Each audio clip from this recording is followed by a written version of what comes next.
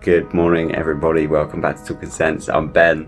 We're all self-isolating around here, so you know what that means, right? It's time for some proper at-home stank.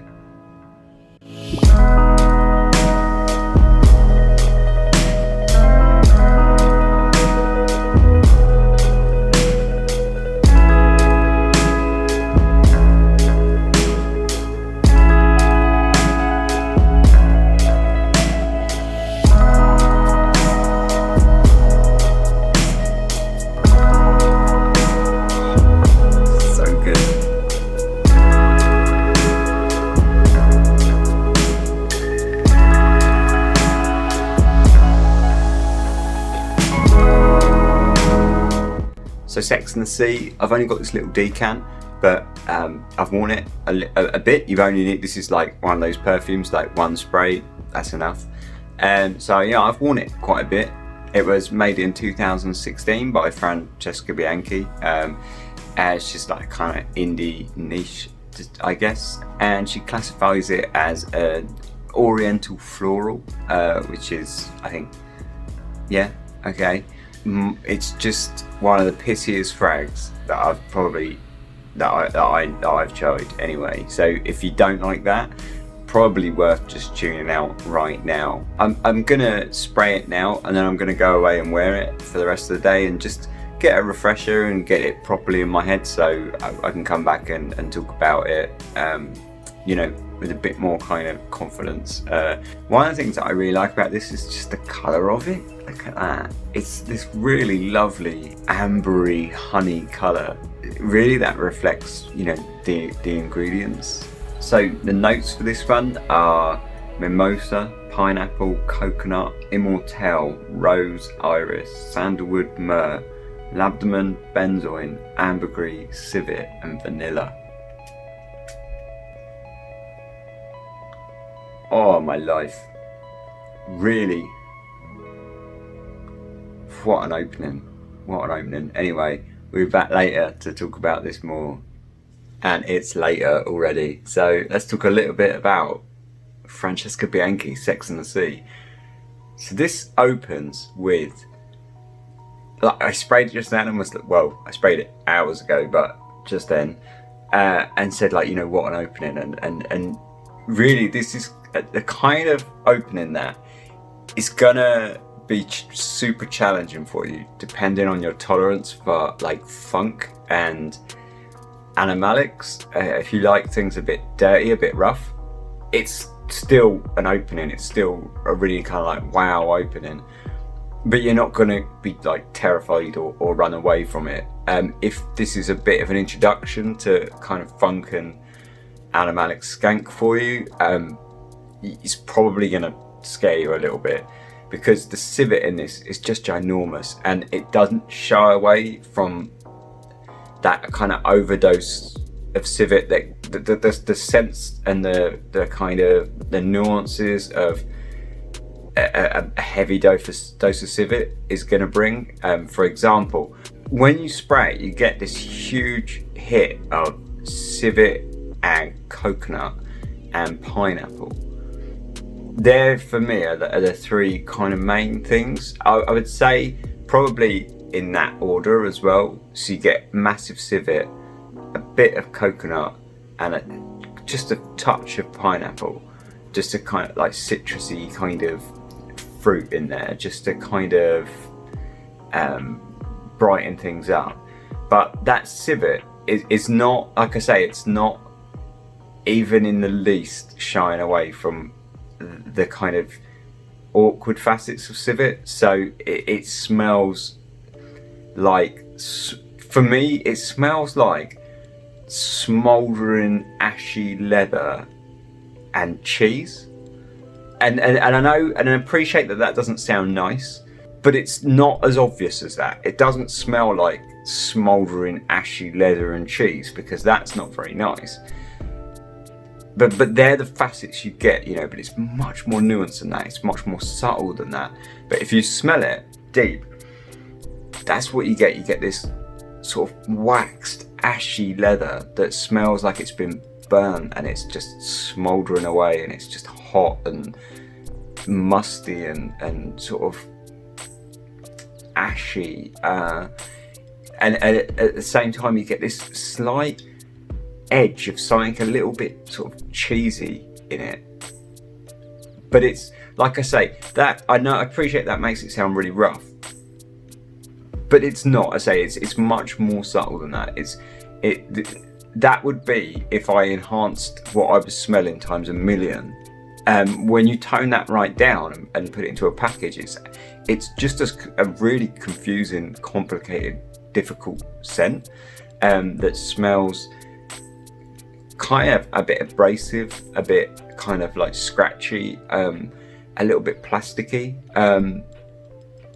but overall sort of thick and musty and quite like sexy and sensual, I guess.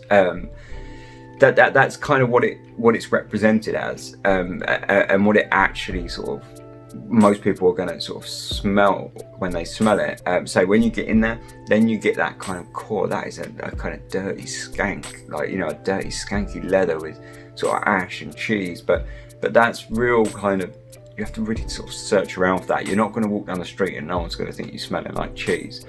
It's really like the nuances of that kind of, the depth of the kind of scent to talk about cheese, really. And mixed with that is then you got this coconut, which gives it like a creamy, sort of slightly soft, watery kind of vibe, and then a hint of like pineapple just to kind of brighten things up. I appreciate that. Sounds really gross, but it's really not. It's actually really nice. It's weird because it's like a beach scent, like you know, it has elements of a beach scent. Like it has that coconut, it has that the florals in the inside. The mimosa is a big one in this because you get a touch of kind of like spicy mimosa in here.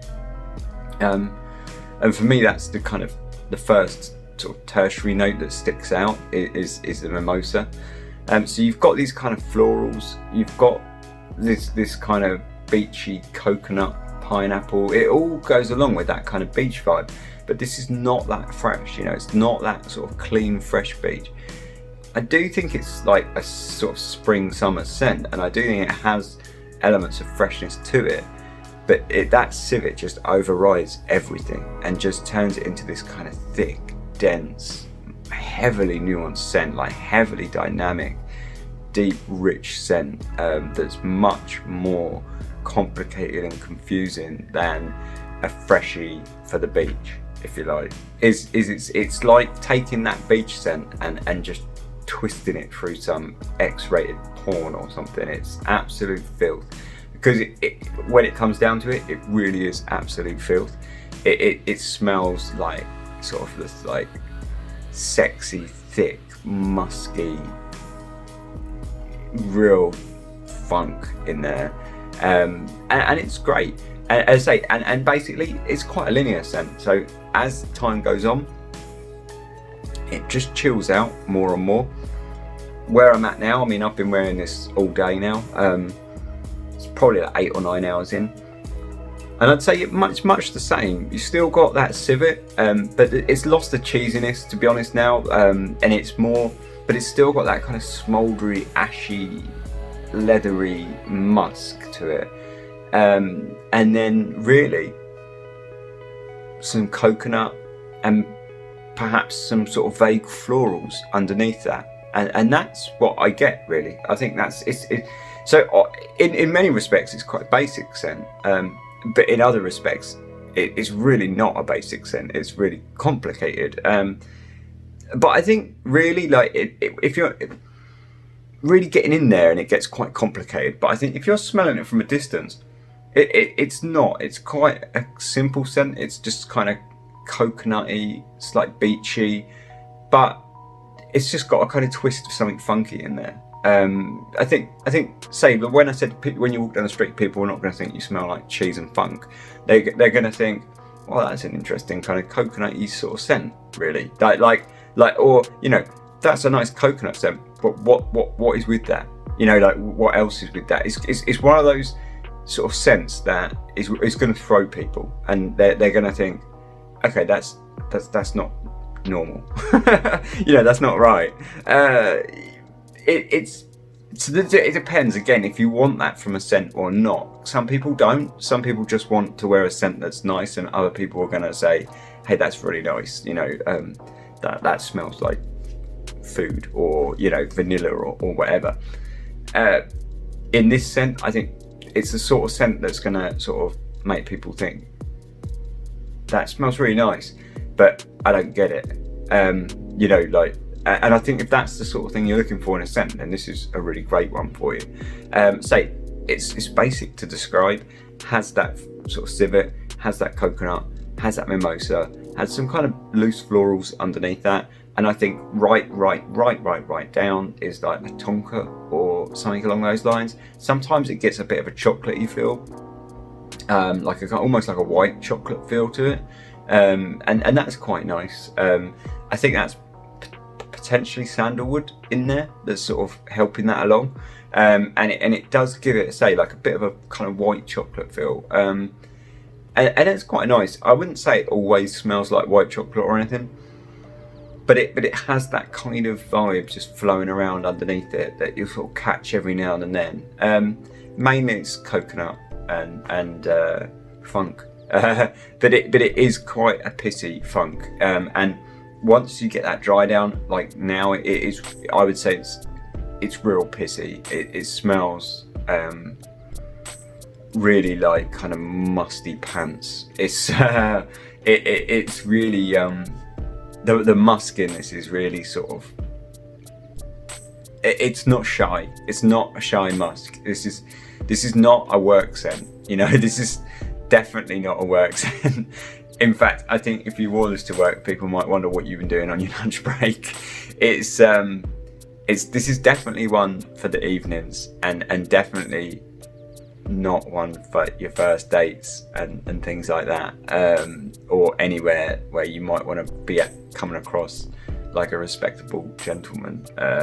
This is definitely filth, flirtatious, risky, and funky as all hell. But in my eyes, really nice. Say, I only have this decan.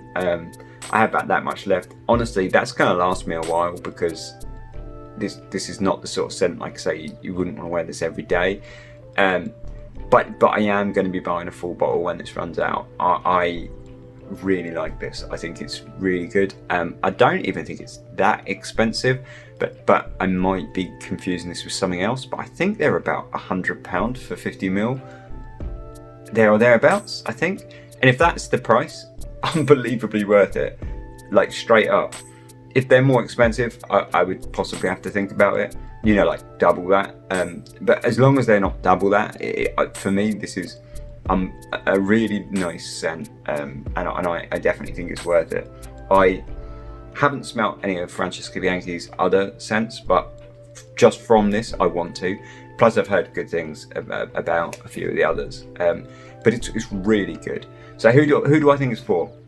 It leans feminine with that sort of beachy florals, coconut. So I think it leans that way, but at the same time, it's fairly unisex. I don't think anyone's going to be upset by a guy wearing this. I think it's actually quite sexy on a guy. I trying to place my, I mean, I might be wrong, because I mean, I undoubtedly I'm wrong about women 99% of the time. But if I was to place my mind, I think a woman would find this really sexy on a guy. And I don't know why, I just think it would. I think it's got that level of kind of like edgy subversion if you're a guy wearing this, especially, you know, because it has got that feminine edge, and then it's filthy as all hell. I think it's got that kind of edgy, sort of sexy, subversive side.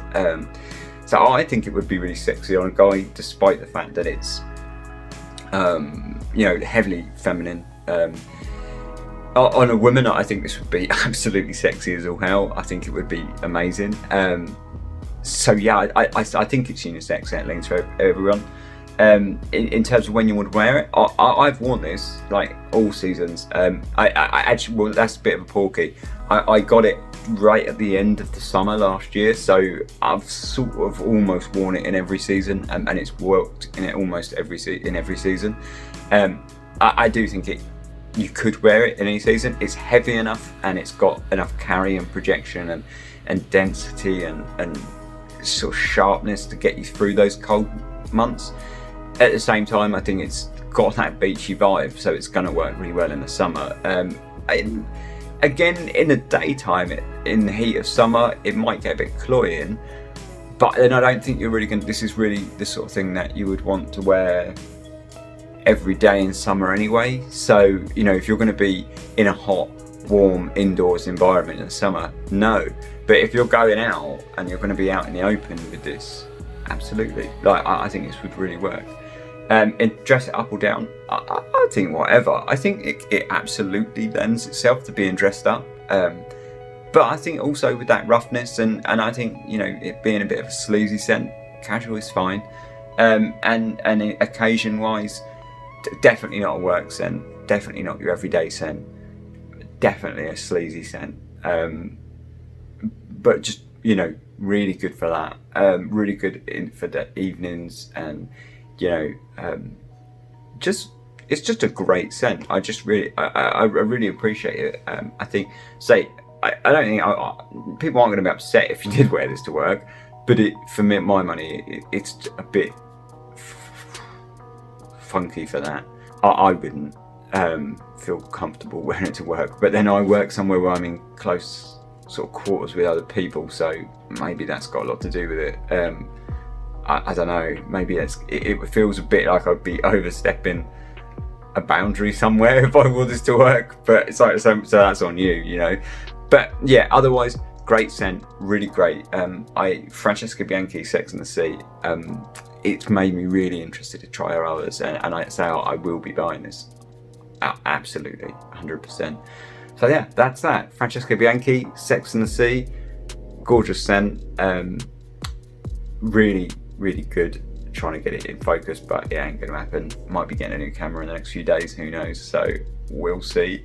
But yeah, thanks very much for watching. Like, subscribe if you like. If you don't, jog on. Nice one. Cheers.